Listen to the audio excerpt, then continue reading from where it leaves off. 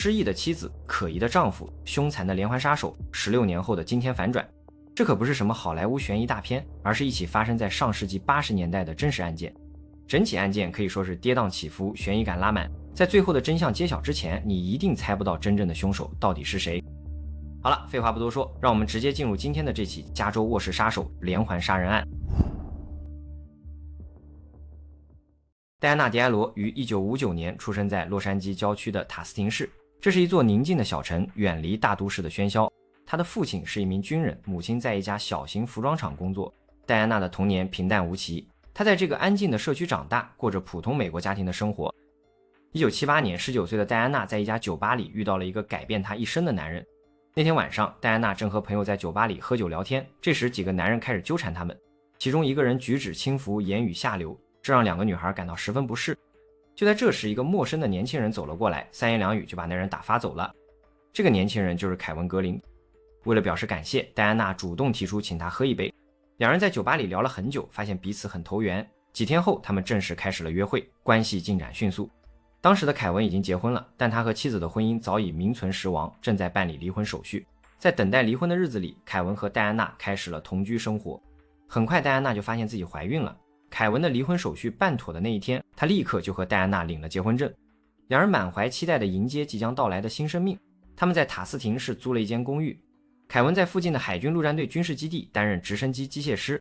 戴安娜原本和母親一起在服裝廠工作，但隨着孕期的推進，她選擇辭職在家，專心準備迎接女兒的降生。一切看上去都非常美好。然而命運似乎並不願意讓故事如此順利地發展下去。1979年9月30日，當時戴安娜已經懷孕9個半月，醫生說她隨時可能分娩。那天晚上，夫妻倆因為一點小事發生了一些爭執，可能是感受到了即将為人父母的壓力吧。最近一段時間，他們已經爭吵過好幾次了。凱文不想讓事態進一步惡化，於是決定出門散散心。他打算開車去附近的快餐店買些漢堡，順便讓自己冷靜一下。當他穿好衣服走出公寓時，才發現自己沒帶家門鑰匙。但因為剛和妻子吵完架嘛，他就不想再回去了。於是他只是把門關上，並沒有鎖，接着徑直走向停在外面的汽車。在離開公寓樓的時候，凱文還注意到了一件奇怪的事情。就在他家不遠處停着一輛深色的厢式貨車，後門敞開着。在昏暗的路燈下，他看到一個黑人男子在貨車邊上走來走去，似乎在搬什麼東西。當時是凌晨2點，一個陌生人在居民區的停車場搬貨，就顯得很奇怪，是吧？但他也沒有多想，只是開車離開了。他去了自己常去的那家快餐店，卻發現排隊的人太多了。於是他又開車去了幾英里外的另一家連鎖店，買好漢堡後，他便開車回家。整個過程大約花了40分鐘。當凱文回到公寓門口時，驚訝地發現家門居然敞開着。他衝進屋裡，聽到臥室傳來痛苦的喘息聲。他跑進去一看，結果極其可怕的一幕出現在他眼前。戴安娜正渾身是血地躺在床上，頭部有一個很深的傷口，但她還活着，正在艱難地呼吸。凱文顫抖着撥打了報警電話，警察很快抵達現場。他們最初以為戴安娜是被槍擊的，但醫護人員很快確認她頭部的傷口是钝器造成的。有人用某種類似木棍的東西對她進行了連續的重擊。此外，警方還注意到另一個令人不安的細節。戴安娜躺在床上的姿勢表明，她很可能遭受了性侵犯。法醫也很快證實了這一點，他們在她身上發現了兇手留下的精液。凱文想要陪妻子一起去醫院，但警察攔住了他，他們需要錄他的口供，而且在真相大白之前，他們不能排除任何可能性，尤其是丈夫作案的可能。於是凱文將晚上發生的事從頭到尾的講述了一遍，但警方一開始就對凱文的陳述充滿了懷疑。首先，在凌晨2點外出買漢堡听起來就很奇怪。其次，他說整個行程花了40分鐘，但他家附近明明就有好幾家快餐店，他卻偏偏去了幾英里外的那家。第三，他声稱出門時因為忘了帶鑰匙就沒有鎖门，然後又在離開時看到了一個可疑的黑人男子。這一切巧合的就像是刻意安排好的一樣。然而警方檢查了凱文帶回來的快餐袋，食物還是溫熱的，收據上顯示的購買時間和餐廳地址也與他的陈述相吻合。基於这一點，警方暫時允許凱文去醫院陪伴妻子。但在此之前，他們採集了他的血液樣本。那個時候還沒有 DNA 分析技術啊，但專家可以通過血型比對來縮小嫌疑人範圍。在醫院裡，醫生們也是竭盡全力地挽救戴安娜和她腹中孩子的生命。經過數小時的搶救，戴安娜的情況終於穩定了下來，但她陷入了深度昏迷，需要進一步的手術治療。然而到了清晨，胎兒的狀況突然急劇惡化，儘管醫生們全力搶救，但那個還沒來得及看一眼這個世界的小女孩終究是沒能活下來。由此，案件的性質也升級為了凶殺案。值得慶幸的是，戴安娜脫離了生命危險，雖然她仍在昏迷。醫生說，由於她受到了嚴重的創傷，即使醒過來也很難恢復到正常狀態。與此同時，警方仍在全力追查兇手。儘管凱文提供了不在場證明，不過他並沒有被完全排除嫌疑，他的故事有太多可疑之處。但是警方手上其實還有另一個更可怕的嫌疑人。原來就在戴安娜遇襲的大約1年前，塔斯廷市及其周邊地區開始發生一系列令人不安的犯罪案件。1978年12月，一個身份不明的兇手闖入一名17歲女孩的公寓，他用一根木棍擊打她的頭部，然後對她實施了殘忍的性侵犯，最終女孩因傷勢過重死亡。4個月後，完全一模一樣的事情又發生在了一名21歲的女性身上，她也同樣沒能活下來。1979年7月，兇手再次出擊，他用同樣的手法襲擊了另一名女性。這一次受害者幸存了下來，但她在昏迷中度過了數周。當她醒來後，由於腦部創傷，她無法提供任何有用的線索。1979年9月，就在戴安娜遇襲前不到1個月，一名31歲的女性遭受了同樣的襲擊，第二天便不治身亡。他的兒子向警方提供了兇手的外貌描述，但警方仍然无法確定其身份。以上所有這些犯罪都有着驚人的相似之處，兇手都是在深夜闖入受害者的公寓，用鈍器擊打他們的頭部，然後實施性侵犯。受害者大多是獨居的年輕女性，且都住在公寓的1樓。警方確信他們面對的是一個連環殺手，因為兇手每次都是進入受害者家裡作案，因此媒體給他起了一個令人不寒而栗的綽號——臥室殺手。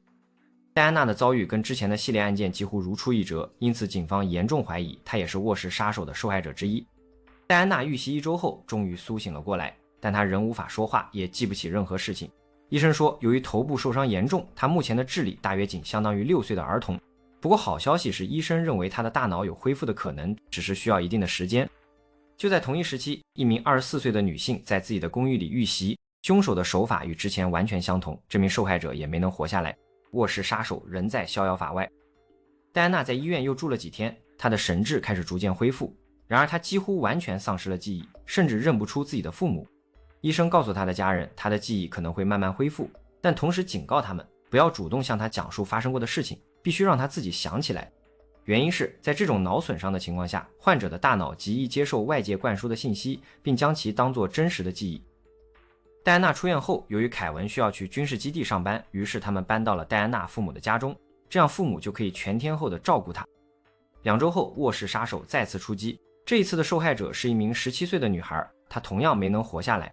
整個社區都籠罩在了恐懼之中，而戴安娜這個案件的幸存者仍然無法說話，也無法回憶起那個夜晚發生的事。不過好在她在父母的精心照料下，身體正在一天天的好轉，直到時間來到6周後，一切都將徹底改變。在一次物理治療的過程中，治療師問戴安娜是否還記得是誰傷害了她。其實作為治療的一部分，治療師每次都會問她這個問題，之前戴安娜都是搖頭，但這天她居然點了點頭。這時的戴安娜還不能說話，但只見她抬起手指了指自己的結婚戒指。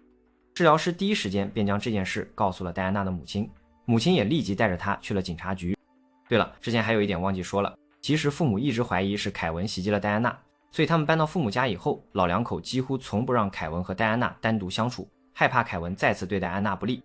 來到警局後，負責此案的警員向戴安娜詢問了更多問題。戴安娜表示她已經完全想起來了，那晚襲擊她的人正是丈夫凱文。這份口供徹底改變了案件的走向。但現在警方面臨着一個新的問題，凱文會不會就是臥室殺手？要知道，他就住在襲擊案發生的同一地區，而且他的外貌也符合目擊者的描述。但還有另一種可能，凱文只是想借臥室殺手的名義除掉自己的妻子。考慮到臥室殺手案已經鬧得人盡皆知，要模仿起來也並不困難。警方陷入了一個两難的境地。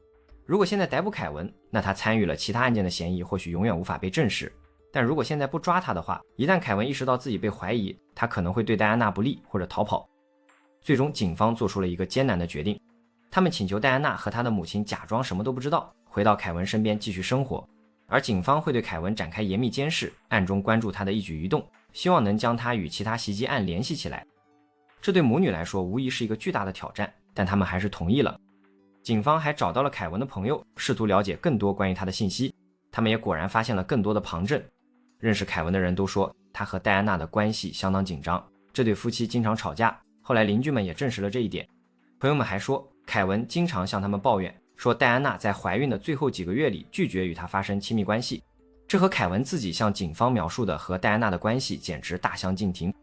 另外，大家应該還記得，法医在戴安娜的體內發現了男性的精液，而凱文卻告訴警方，就在他們吵架前幾小時，他剛和戴安娜發生過關係，因此留在戴安娜體內的精液可能是他的，這無疑更增加了警方對他的懷疑。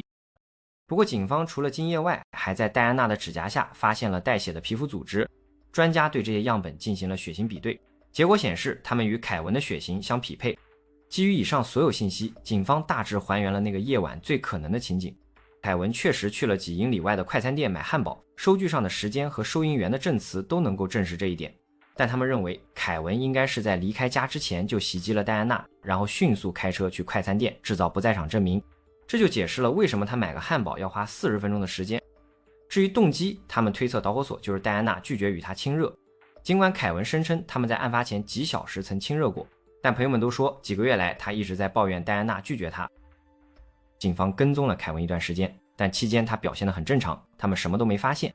後來戴安娜的母親表示，他們無法再繼續假裝下去了，他們不能和一個杀人犯生活在同一屋檐下。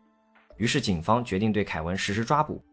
面對指控，凱文堅決否認自己有罪，他堅持說一切都像他最初所說的那樣，他去買漢堡只是為了在爭吵後冷靜一下，而他回家時就發現妻子已經遍體鱗傷。他絕不可能傷害戴安娜，更不可能傷害他們即將出生的女兒。但顯然警方不會相信他的說法。審判的準備工作持續了整整10個月，在這段時間裡，戴安娜的身體狀況逐漸好轉，她也終於可以說話了，儘管表達上仍有些問題。但經過幾位醫生的檢查，他們都認為她的大腦已經恢復到足以作為可靠證人的程度。在法庭上，戴安娜出庭作證，指認那晚襲擊她的人就是她的丈夫凱文，而凱文的辯護律師則堅持以無罪為她辯護，試圖用快餐店的不在場證明為她開脫。但面對受害者本人的證詞，這些辯護顯得蒼白無力。1980年11月，陪審團做出了裁決，凱文·格林被判杀害自己未出生的孩子罪名成立，以及襲擊妻子戴安娜罪名成立。他被判處15年至終身监禁。雖然他們無法證明凱文是否參與了其他謀殺和襲擊案，但警方注意到了一個有趣的現象：在凱文被捕前，卧室殺手作案相當頻繁，有时2次作案之間只隔了幾周。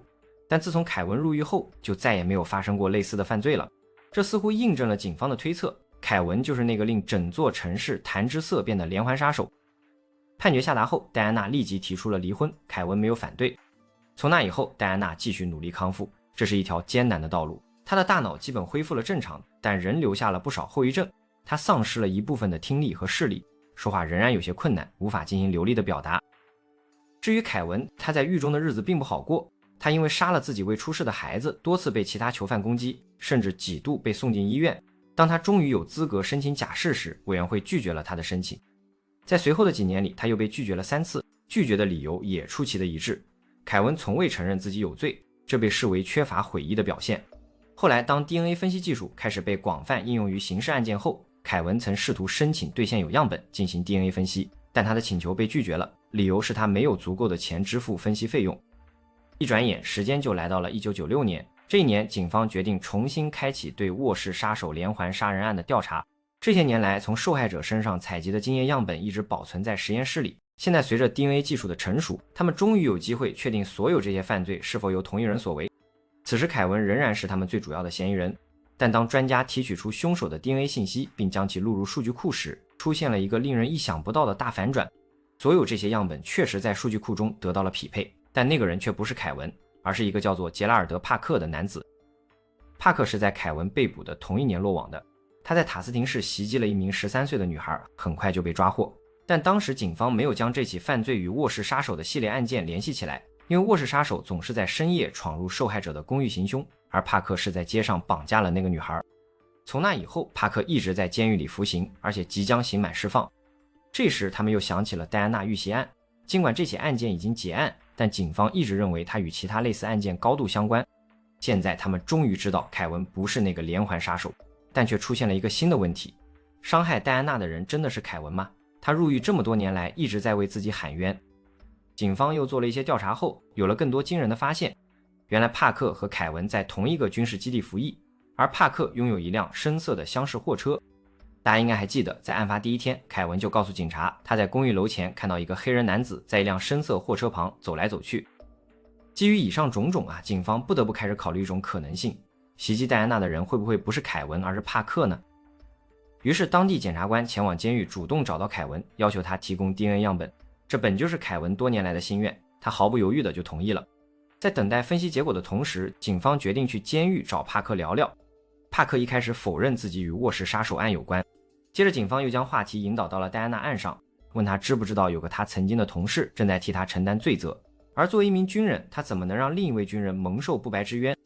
可能是迫於警方的壓力吧，也可能是知道自己逃不掉了。帕克終於開始交代，他承認那天晚上他確實開着自己的貨車來到了凱文家附近，他的計劃是在社區裡遊蕩，透過1樓的窗戶窺視潛在作案目標，就像他之前幹過的很多次那樣。後來他聽到了從凱文和戴安娜公寓裡傳來的爭吵聲，然後就看到一個男人走了出來。帕克注意到那個男人沒有鎖門，他等了幾分鐘後便進入公寓襲擊了戴安娜。帕克還說，雖然他們在同一個軍事基地，但他並不認識凱文，他們從事的是完全不同的崗位。